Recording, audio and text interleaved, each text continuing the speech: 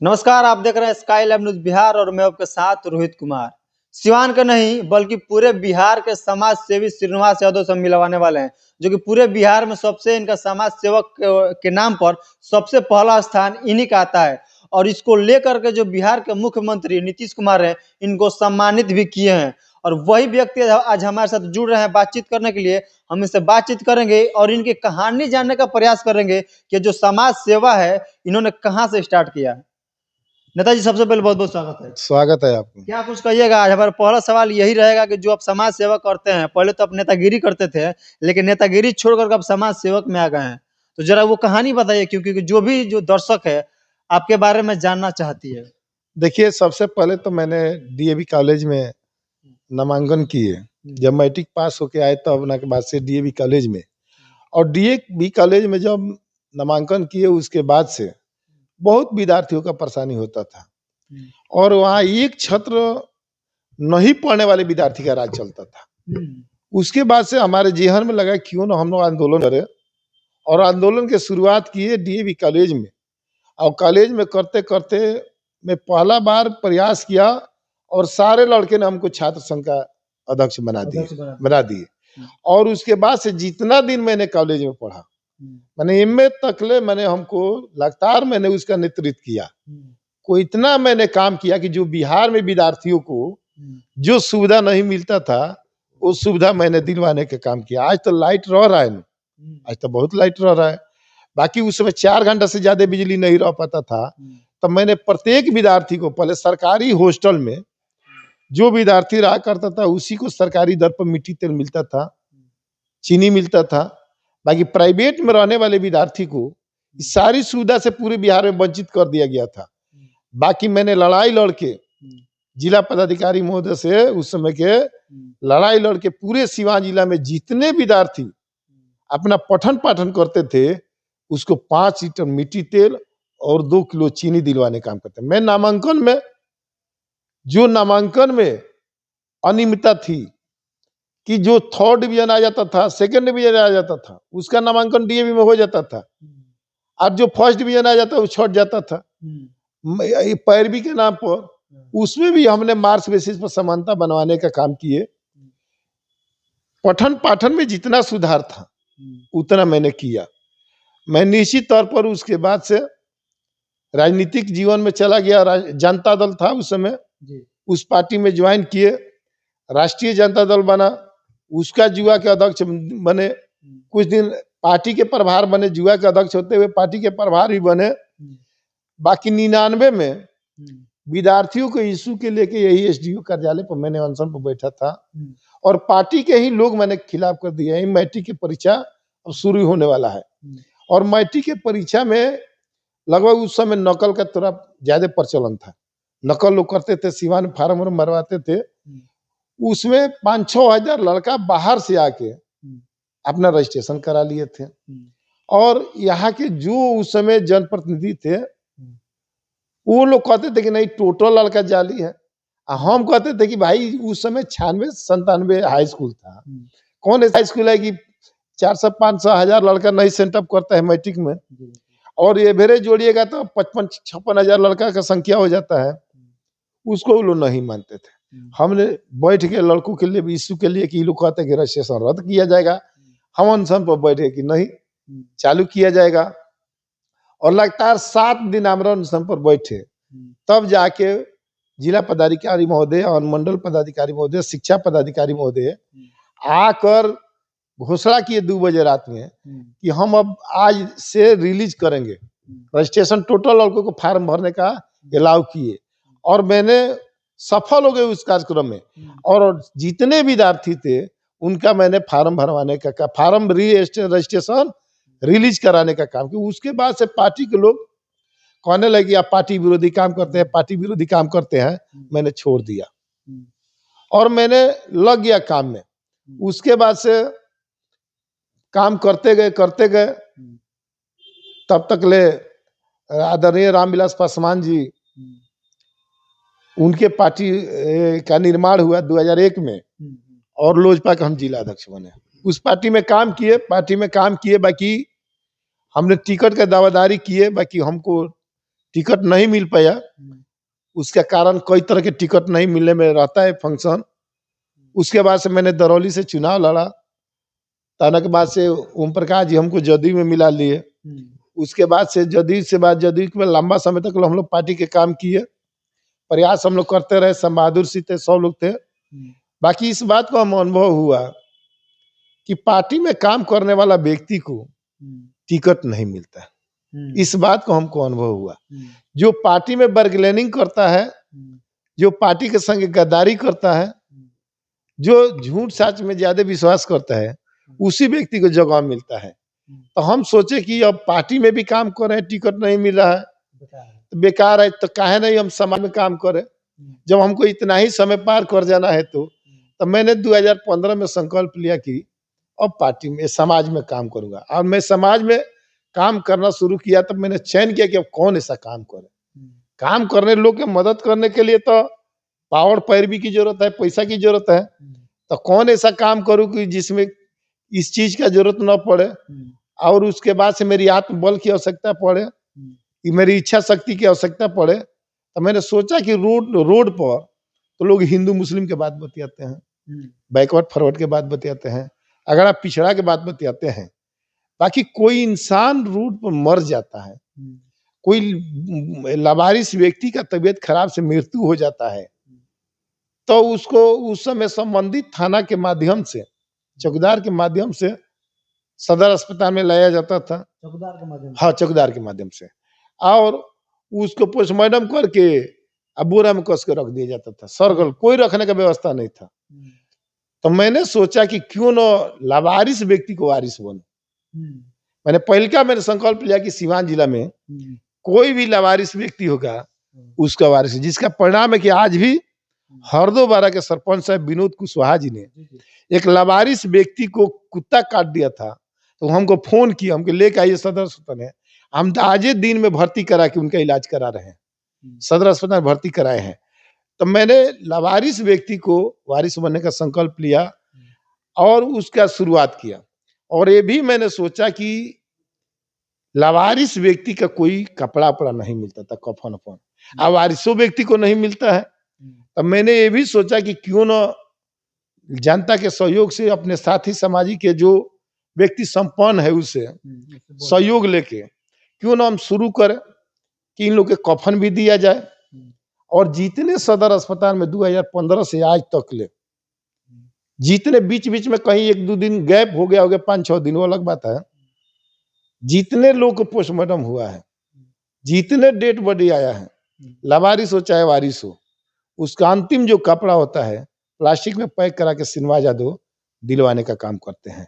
मैंने इस प्रथा को शुरुआत किया तो उस समय भी लोग कहा कि सिन्हा जी लाश पर राजनीति कर है, सिन्हा जी को अब दूसरा कुछ नहीं मिला है, तब लाशें मिला है। कहने वाले कुछ भी कह सकता है, बढ़िया काम कीजिएगा, अपने गांव में घर बनाइएगा तो पहले पटीदारे को दर्द हो जाएगा, तो वो अलग हटा, छोड़िए कौन क्या करता है, उससे मतलब सही काम करना चाहिए।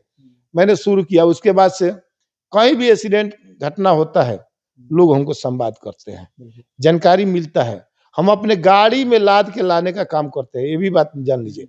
ये नहीं है कि मेरा गाड़ी का तौली खराब हो जाएगा, मेरा गाड़ी में खून बच जाए, लग जाएगा, ये नहीं देखते हैं हम। मैंने सभी लोग को, हमारा देखिएगा कि अधिकांश महीने में 4-5 कपड़ा खराब हो जाता है, खून लग जाता है, किसी को उठा के ले जाते हैं, कभी एक्सीडेंट हो जाता है तो लग जाता है, तो भी खराब हो जाता है, तो इसका हम परवाह नहीं करते हैं। हमारा काम है कि व्यक्ति को जान बचाना चाहिए। मैंने शुरुआत किया और शुरुआत किया था, आज ऐसा दिन आ गया कि पूरे सिवान जिला में कोई भी व्यक्ति हो, अगर विकट परिस्थिति में फंसता है और विकट उस पर किसी तरह का बादल मंडराता है, तो जरूर सिनेमा यादव को व्यक्ति याद करता है।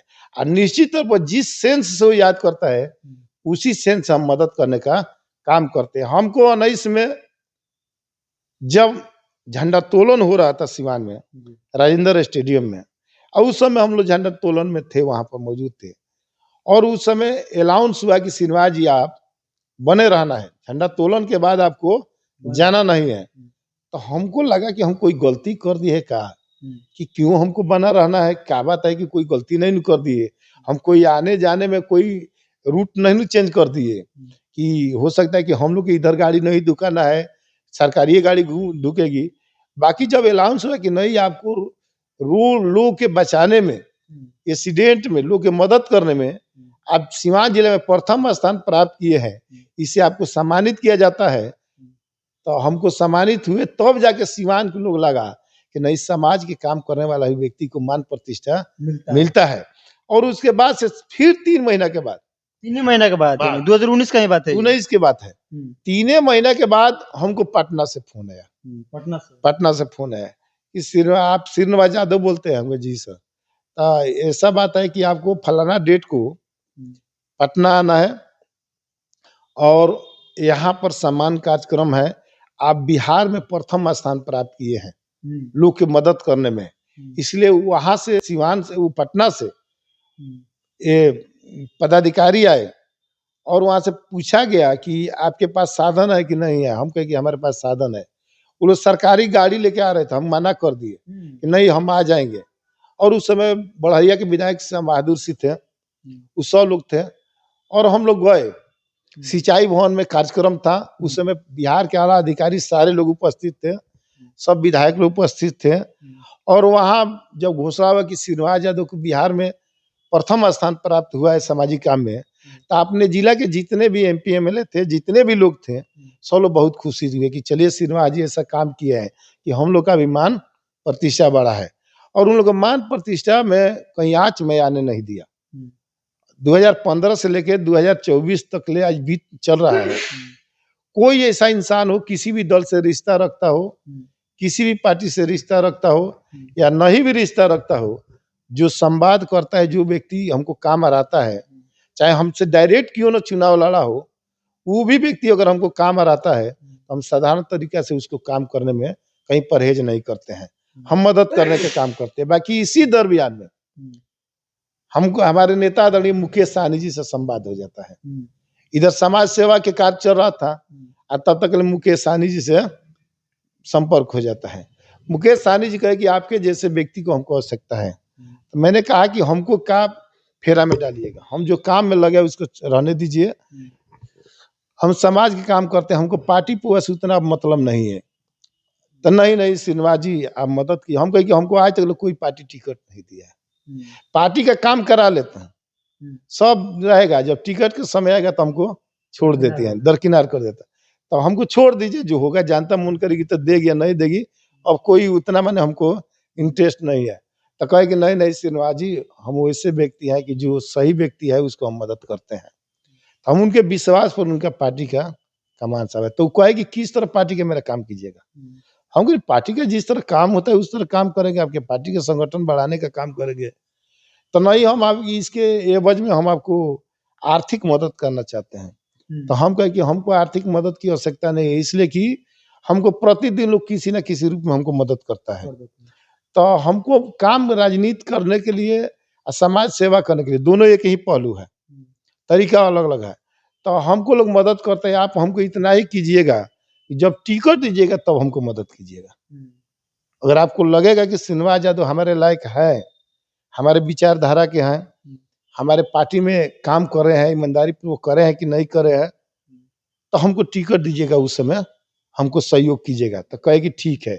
हमको आदरणीय नेता मुकेश सहनी जी ने 5-6 बार कई बार टेस्ट किए, कार्यक्रम भी दिए, बड़ा कार्यक्रम भी सोने का रथ उनका वो ऐसा कार्यक्रम, ऐसा जगह हमको मिल गया। उस समय गांधी मैदान लौट नहीं था, ऐसा डिफॉल्ट जगह मिल गया जहाँ कभी कार्यक्रम किसी का नहीं होता है, टाणावा फील्ड को उसमें मिला।